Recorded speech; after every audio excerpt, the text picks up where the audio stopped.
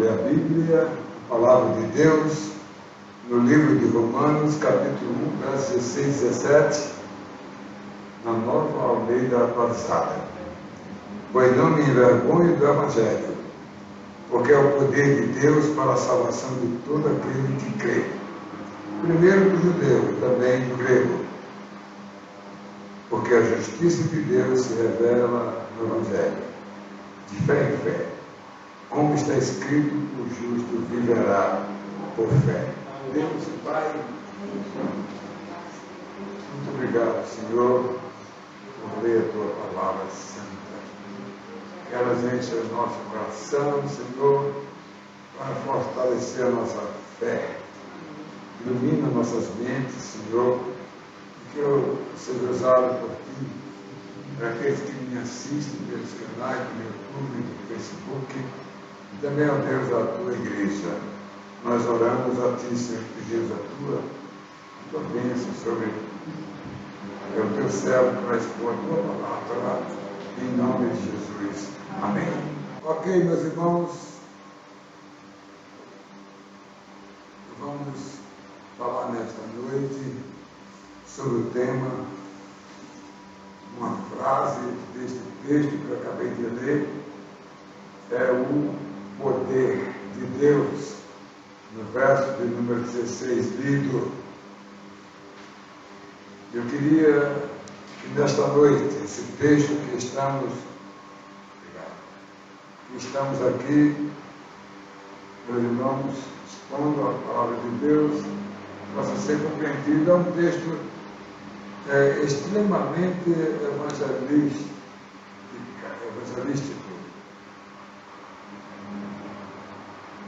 E eu quero chamar a sua atenção para esse texto. Eu escolhi 3 frases. A primeira frase é o poder de Deus, que é o tema da nossa mensagem. A segunda frase, do judeu e também do grego, verso 16. E a frase do 17, o justo viverá por fé. Quero equacionar, ou quero expor esses 3 versos para vocês aqui, dentro de uma visão evangelística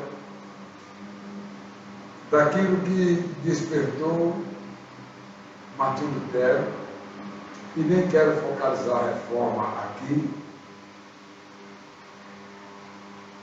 mas eu quero destacar ele a respeito do valor que temos em nossas vidas.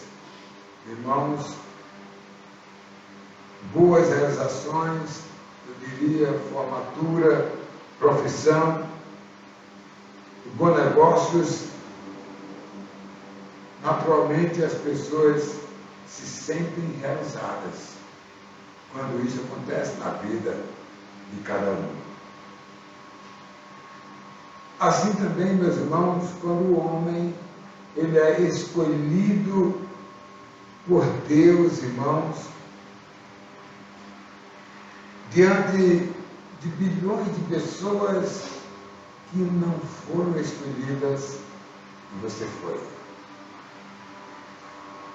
Quando alguém experimenta a escolha de Deus, não o chamado, mas a escolha de Deus, quando ela se torna uma nova criatura, parece que a sua consciência, amados, ela tem a certeza absoluta que o poder de Deus está na sua vida. Alguém que é crente não precisa titubear em seus pensamentos, não precisa imaginar alguma coisa, não precisa pensar em A, em B e C. Alguém que é nova criatura tem que pensar somente em Deus. Bem, para isso tem que ter uma vida de santidade, uma vida de comunhão com Deus. O verso 16 ainda, na frase do judeu e também do grego, porque, amados, quando o homem é alcançado pelo Evangelho da salvação, amado, a sua vida passa a ser justificada por Deus em Jesus Cristo, que pagou a nossa dívida. Ele pagou o preço do nosso pecado. E o homem que creu em Jesus Cristo, ele passa a caminhar no caminho que Jesus ensinou. Ele diz: eu sou o caminho, a verdade e a vida. Esse é o caminho dele, amado. O caminho de Deus, irmãos, do mundo, um mundo como o nosso, de injustiças, amados, como nós temos visto nos dias de hoje. Por isso que Paulo orientou o seu filho na fé. Lá no livro de Efésios 4:1, ele advertiu a Timóteo, ele disse que ele ande de modo digno da vocação que ele recebeu, da salvação que ele recebeu em Jesus Cristo. Vamos ver isso mais na frente. Em terceiro lugar, o verso número 17, o justo viverá por fé. Amados, o homem que herdou o pecado de Adão e passando a ser uma nova criatura, amados, ele não é mais escravo do pecado, mas o pecado vai estar presente na vida dele o tempo todo, enquanto ele estiver aqui, né? Mas esse pecado irá ser apagado, será destruído quando nós partimos ou quando o Senhor Jesus voltar, amado. Ele irá estabelecer a glória dele, agora sem pecado, como também não existirá outras coisas erradas. Então vamos para a mensagem desta noite. É o poder de Deus no verso de número 16. O Senhor Jesus, irmãos, ao terminar a sua missão, ele deixou, amados, o Evangelho da salvação à disposição de todos os crentes, meus irmãos, né? Todos aqueles que ouviram a voz do Evangelho, todos aqueles que creram no Salvador Jesus Cristo, amado. E este Jesus, nosso Salvador, ele não faz acepção de pessoas. Ele veio para gregos e troianos, ele veio para judeus e para gregos, ele veio para judeus e gentios, ele veio para a humanidade. Ele não fez acepção de pessoas, meus irmãos, porque ele é o Salvador, e ele é aquele que perdoa o pecado do primeiro homem, amado, que pecou e se tornou condenado à morte eterna, e por isso o pecado, amado, ele passa para toda a descendência do homem, e somente o Evangelho é a fonte de destruição do pecado, de perdoar o pecado do homem.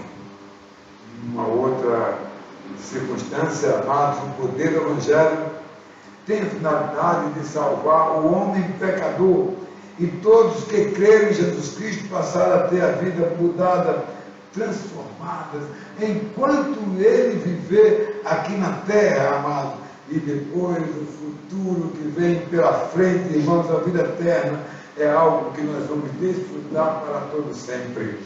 Não existe, amado, nesta terra nenhum sistema humano que seja capaz de oferecer salvação para o homem pecador, a não ser o Evangelho de Jesus Cristo.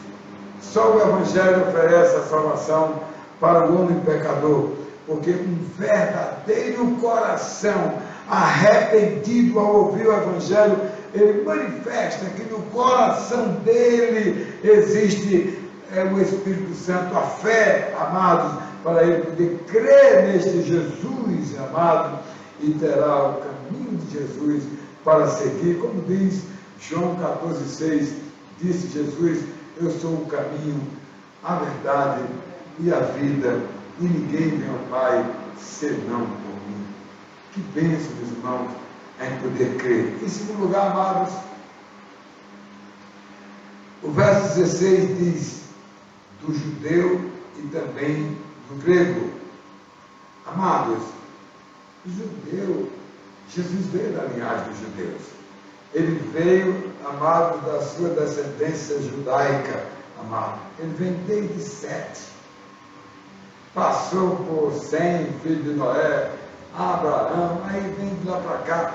Nunca foi quebrada essa linhagem que Jesus veio somente dos filhos da bênção e não da maldição. Por isso que a gente estudou quarta-feira aqui o quê? Que Abraão disse: meu servo Eliezer, vá lá na Mesopotâmia, 1500 quilômetros. Passou bem uns 3 meses andando com 10 camelos. Vá lá e traga uma moça da linhagem de Sem, da minha família, de Naô, que é meu irmão, mas Adão está com 150 anos, 140, e lá você procure uma moça que seja da descendência semita de Sem. E não queira nenhuma cananeia de Canaã. Eu quero dizer isso aqui em outras palavras. Abraão estava dizendo que o filho dele tinha que casar com uma moça da bênção.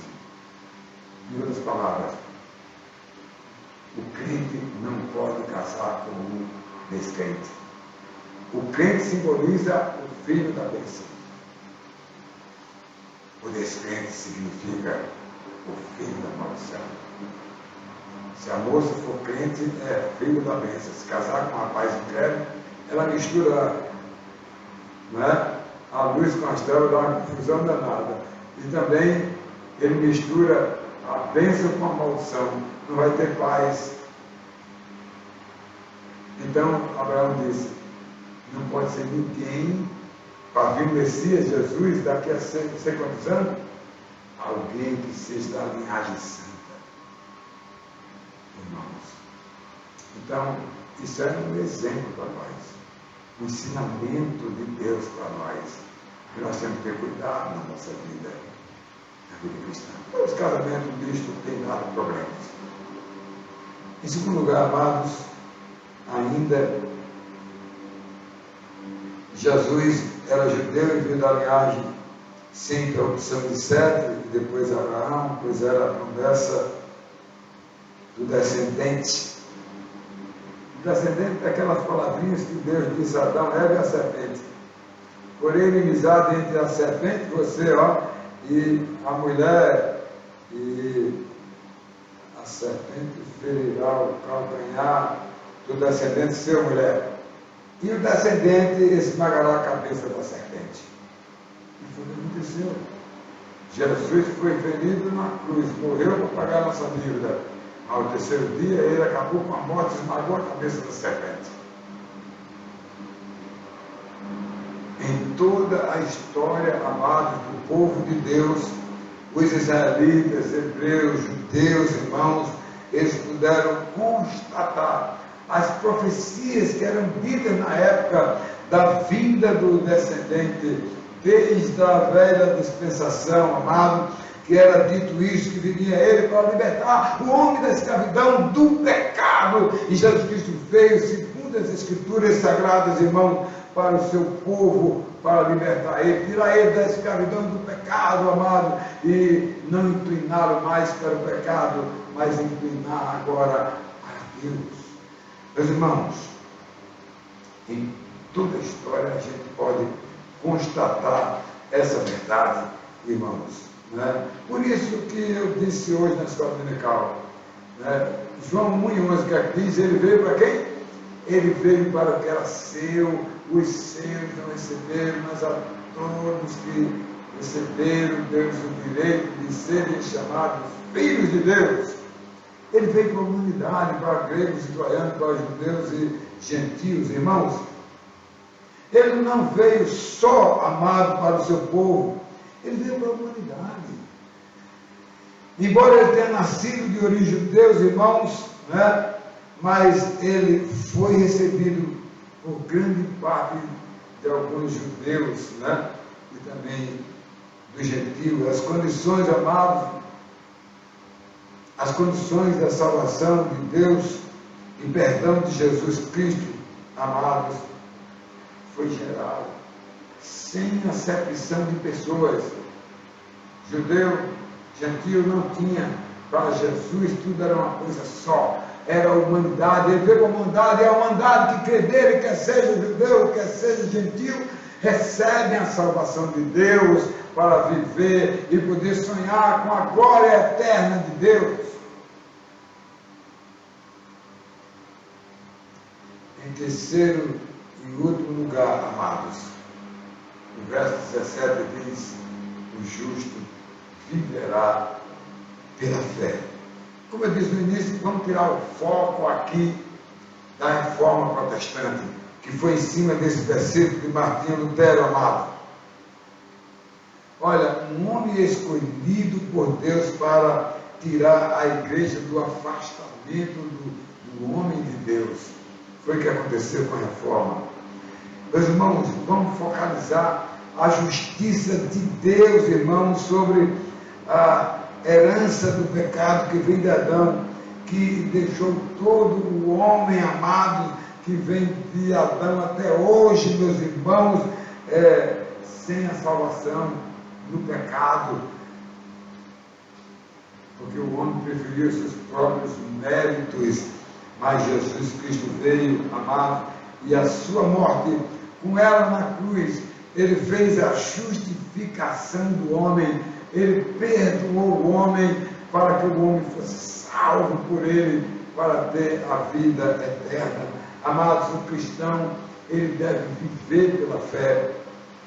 É aquele que leva uma vida no cumprimento do compromisso espiritual com Deus e com a sua igreja. Assim como o homem se alimenta todos os dias, amados, ele se veste, ele dorme, não dá para ficar sem dormir, né? Dorme, ele toma banho, né?